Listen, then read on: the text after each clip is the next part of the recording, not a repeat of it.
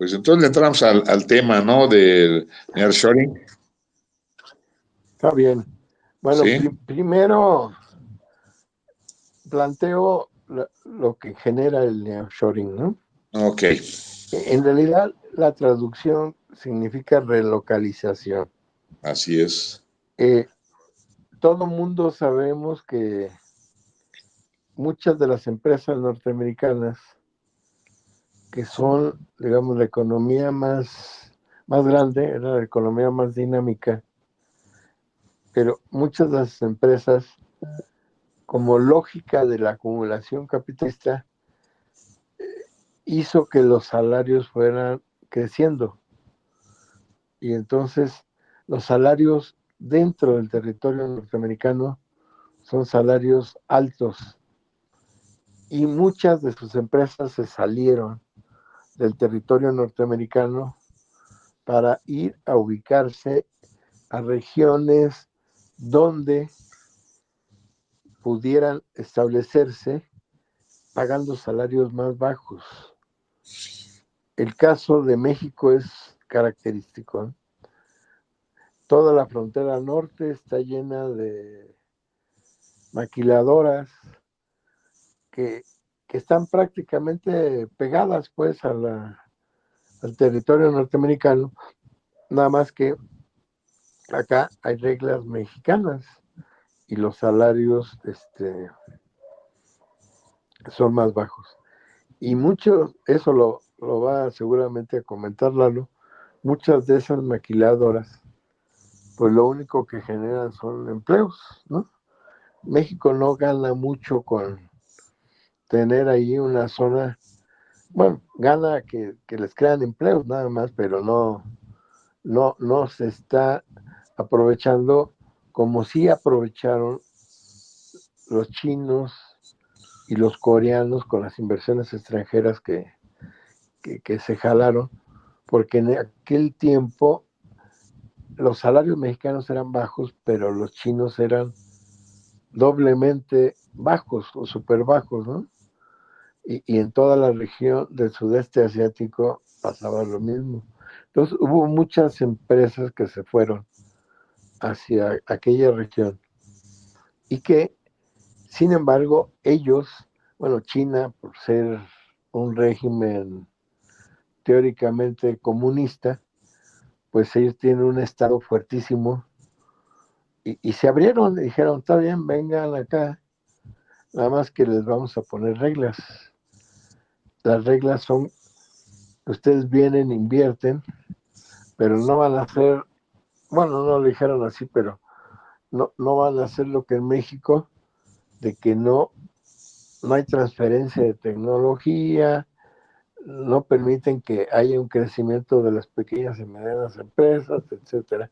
Entonces les pusieron reglas, digamos, para la más rígida les dijo, tienen 30 años, les vamos a dar el territorio, les ponemos la infraestructura necesaria para que puedan producir y les damos trabajadores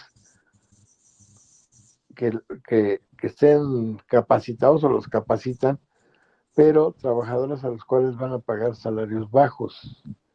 Entonces, eso llevó a que muchas empresas se fueran a China, muchas empresas de origen norteamericano y de otras naciones, ¿no? No solamente a China, también se fueron a Singapur, a Corea, a Taiwán, a muchos lugares de ahí, Hong Kong, etcétera, etcétera. Pero China fue el principal receptor y era el que establecía las condiciones. Bueno, ahora con la guerra comercial que se está produciendo entre Estados Unidos y China, pues el gobierno de Trump fue el que empezó, pero Biden siguió en esta misma lógica, ha mantenido esa guerra comercial. Y entonces, uno de los primeros efectos es que están en guerra comercial, y entonces están tratando de interferir con China. Segunda cuestión, ya China no tiene tantos salarios tan bajos como al principio. Los chinos han sacado a 600 millones de chinos de la pobreza total. O sea, cada vez más hay sectores de clase media en China y esos sectores pues tienen salarios más altos.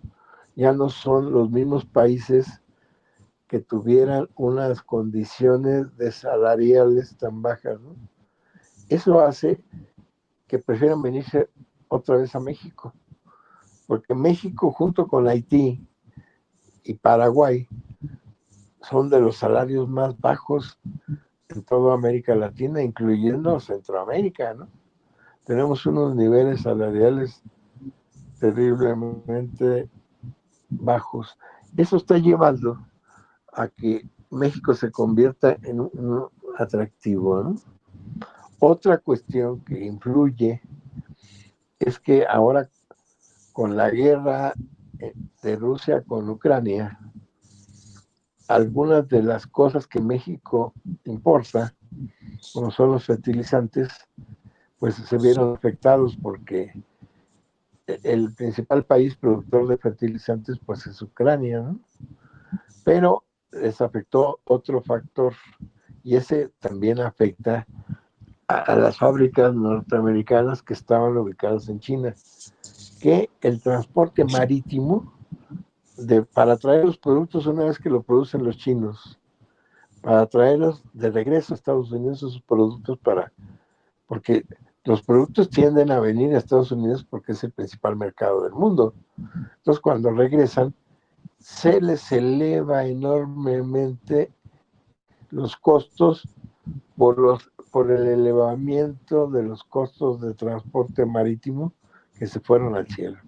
Todos esos elementos, así combinados, crean que muchos capitales, incluyendo chinos, quieran venir a ubicarse a México. Están más cerca de Estados Unidos, del principal mercado, los salarios, a pesar de que ha aumentado en los 5 años de López Obrador, los salarios siguen siendo bajos. Seguimos teniendo salarios muy, muy miserables, ¿no? Entonces, todos esos factores combinados han planteado que muchos de esos capitales se van a relocalizar otra vez en México. Ese es el famoso fenómeno del nearshoring. ¿En qué beneficia a México? Pues que va a haber inversión extranjera, que van a venir capitales. Yo hice un artículo en el que decía que México no podía volver a repetir la experiencia de las maquiladoras, que se hizo un programa por allá en 1965. México tenía que retomar lo que planteó en una ley que se llama Ley de Industrias Nuevas y Necesarias, que fue emitida en el año de 1955. Esa ley decía textualmente: todo aquel capital nacional o extranjero que venga, invierta en México, le vamos a regalar el terreno, le vamos a regalar toda energía que necesiten, o sea, electricidad, agua, todo lo necesario en infraestructura, crear, urbanizar, etcétera, etcétera, ¿no? Ahora se agrega un elemento que es la conectividad, ¿no? Tener también conectividad para poder funcionar. Todo eso lo ofrecía México, incluyendo el terreno. Les regalamos el terreno, les regalamos toda la adaptación de energía eléctrica y agua. Eso sí lo van a tener que pagar, ¿no? Pero México les dijo, México les pone esto, pero ustedes se tienen que comprometer a que en un periodo de 10 años o 12, con ese margen, 10 años, todas las fábricas que se instalen en México tienen que cumplir que el 20% de sus productos finales sean de origen nacional. Esto era el mecanismo a través del cual el gobierno mexicano en 1955 quería que, bueno, vengan capitales extranjeros, instálense aquí, pero en 10 años, 12 años, el producto final que produzcan tiene que llevar un 20% de partes nacionales. No era mala la idea, pero no se cumplió, aunque muchas empresas se fueron. La Mercedes-Benz tenía una planta aquí en México, no pudo cumplir eso de que su producto final, es decir, los coches Mercedes tuvieran un 20% de partes nacionales.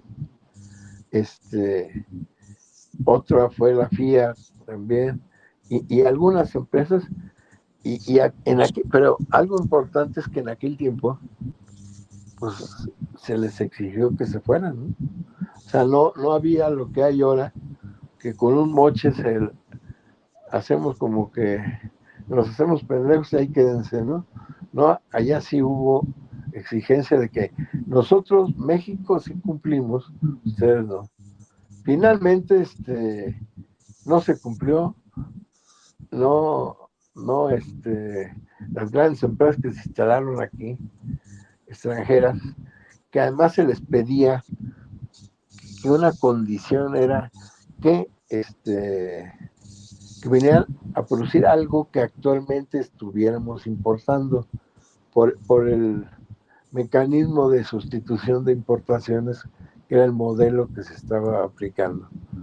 Todo lo que vengan a producir, si vienen a producir algo que estemos importando, bienvenidos, produzcanlo aquí en México, generen empleo y ayúdenos a mantener una economía que importe lo menos posible porque los vamos a producir aquí en México. Ahora, en la semana pasada, apareció algo de este gobierno diferente. No dice que se les va a regalar el terreno, pero sí están, obviamente esas empresas de nearshoring que se van a instalar en México, pues requieren ciertas condiciones, requieren infraestructura, requieren agua, requieren electricidad, requieren conectividad, y entonces se van a instalar donde hay esas condiciones, ¿no? No se van a instalar a Campeche, que no tiene, o Tabasco, que no tienen esas condiciones. Se van a instalar básicamente en dos partes. En la frontera norte, seguramente, la mayoría. Ya vieron, Tesla escogió Nuevo León. Hay una empresa que produce cervezas que se quería instalar en Mexicali. López Obrador puso en votación y la población de Mexicali dijeron que no, porque se iba a acabar el agua que ellos tienen, con lo cual batallan mucho, ¿no? Entonces López Obrador le dijo a esa empresa de cervezas: va a instalar a Tabasco, ya no sobra el agua, váyase para allá y ahí no tenemos ningún problema. Obviamente no quisieron ir a instalarse porque seguramente no tenían toda la infraestructura necesaria. Y entonces, ahora lo que se hizo es que se están dando incentivos fiscales. ¿Es correcto que todavía se les den facilidades a esas empresas para traerlas, que se vengan y se instalen? Pero les estamos dando todavía incentivos fiscales y facilidades, cuando les vamos a tener que proporcionar electricidad, agua, conectividad, etcétera. Y todavía les vamos a dar incentivos fiscales y, y no les estamos exigiendo nada, excepto que los apoyos estos de que van a poder deducir sus inversiones que hagan en el 23 y 24 de 56 hasta el 84%, pero solamente en estos 2 años. Y luego 25% en los siguientes 3 años. No sé, no es tan tan abierto, decir, véngase, van a tener incentivos fiscales 10 años, van a ser incentivos, así como está el decreto, nada más para el 23 y para el 24, ¿no? Y también no se les va a cobrar el IVA a todos los productos que ellos compren en el mercado nacional, se les va a deducir el IVA, ¿no?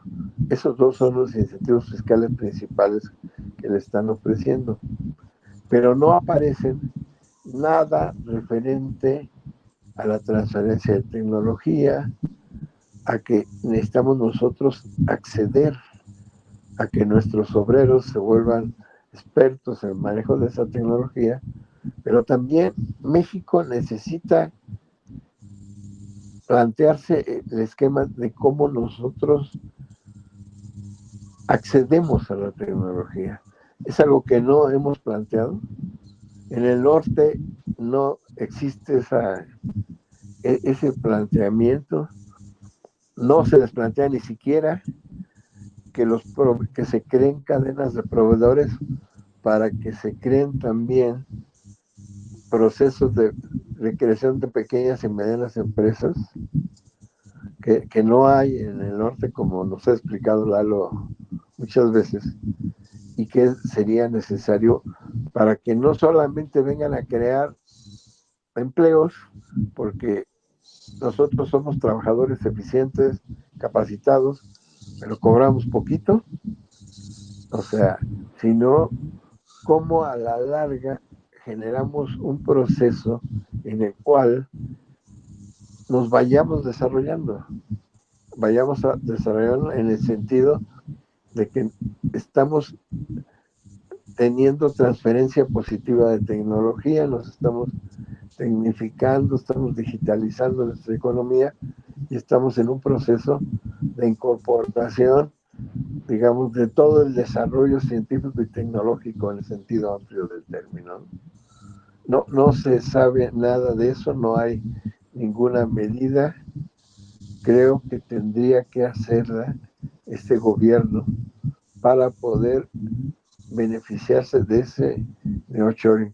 Qué bueno que vengan las inversiones, qué bueno que se instalen en México, pero tiene que ser con nuestras reglas y con las condiciones que nosotros les pagamos. Ese sería, digamos, el planteamiento inicial, Paco. Sí, muchas gracias, Joaquín. ¿Algún otro comentario, compañeros, respecto a esta regularización de las empresas?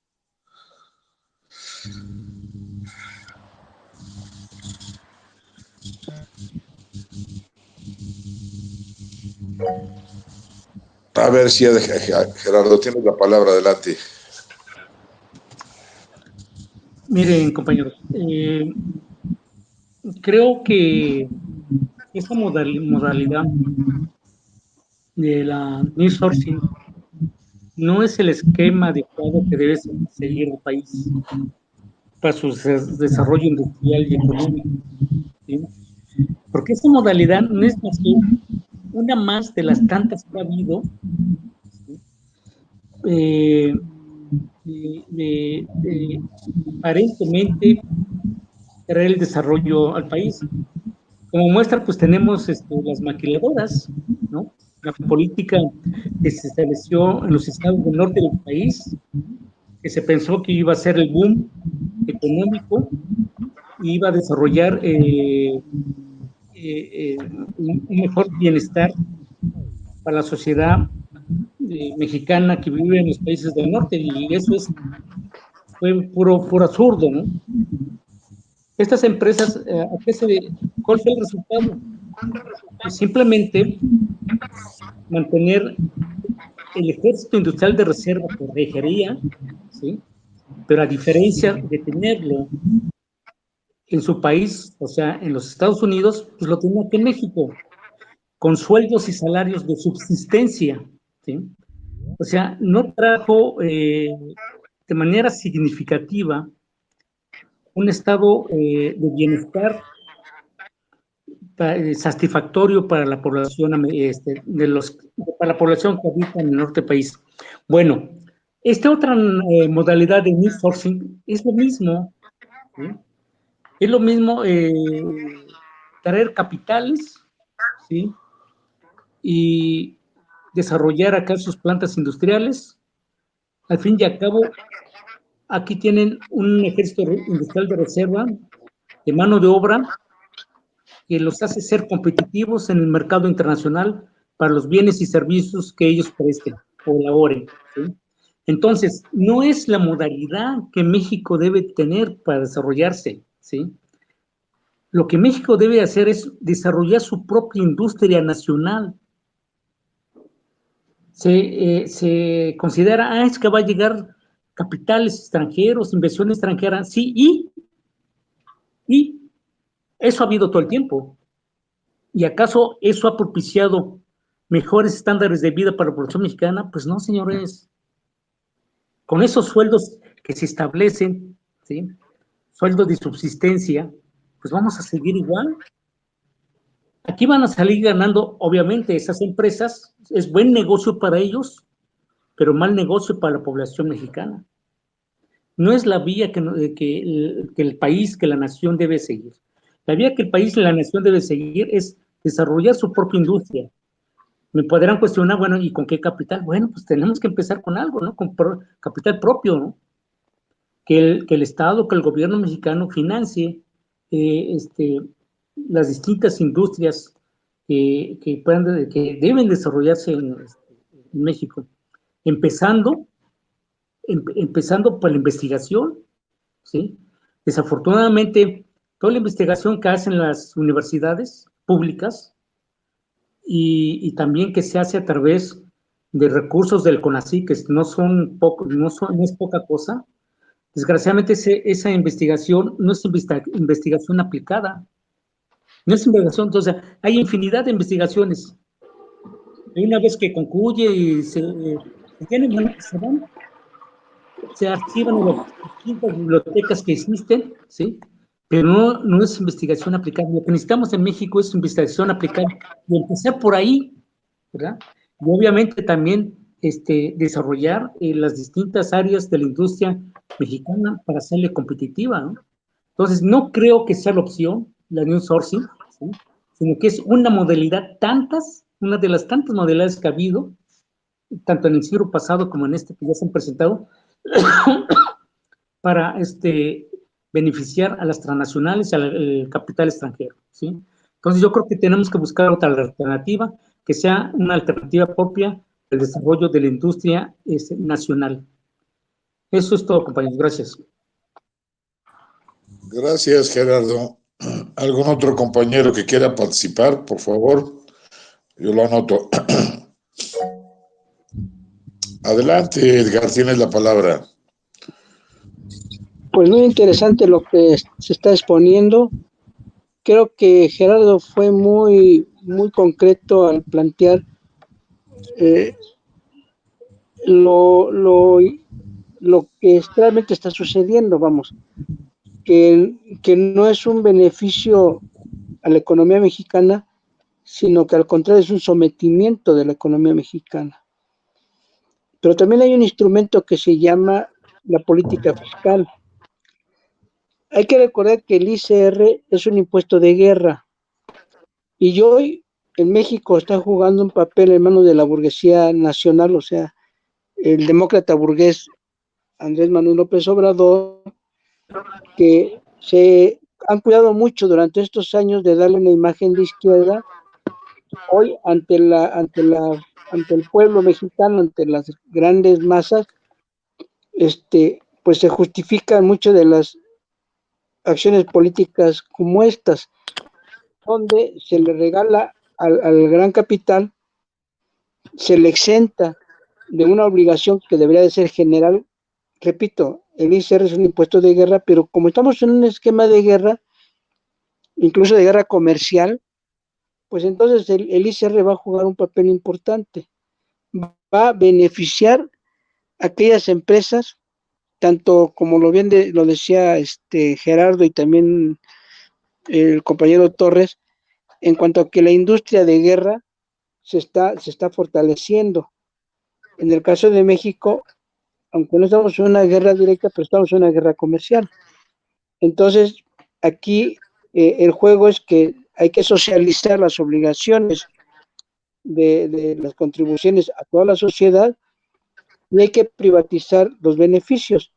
En este caso, pues las grandes empresas que se están relocalizando, pues van a tener ese beneficio, porque estamos precisamente en una situación de guerra comercial, independiente de la guerra que está sucediendo en Europa, ¿no? O en el Medio Oriente. Entonces, yo creo que es bien importante que, como bien lo dijo el compañero Gerardo, tenemos que voltear al esfuerzo nacional, pero también tenemos que cuestionar la política fiscal, donde se supone, en estricto derecho, que un impuesto es general y no puede ser de manera específico a sector o a grupo o que se beneficie, sino que precisamente la naturaleza del impuesto es general, pero repito, desde que se impuso el ISR como un impuesto de guerra, esa es la naturaleza. El Estado juega con la política monetaria, la política fiscal, en pro del capital. Y es ahí donde creo que nos falta mucho en ese análisis y el cuestionamiento de por qué no debemos estar supeditados a una lógica, en este caso de productividad extranjera o entre comillas, que realmente, como ya se dijo, ni en la frontera hay un beneficio productivo a la sociedad, están excluidos. Y en contraparte, pues buscar que la sociedad mexicana se autoorganice y cree condiciones, pero obviamente bajo un esquema del capitalismo mexicano, hoy creo que no es posible. Y en ese sentido va la candidatura de Claudia Sheinbaum,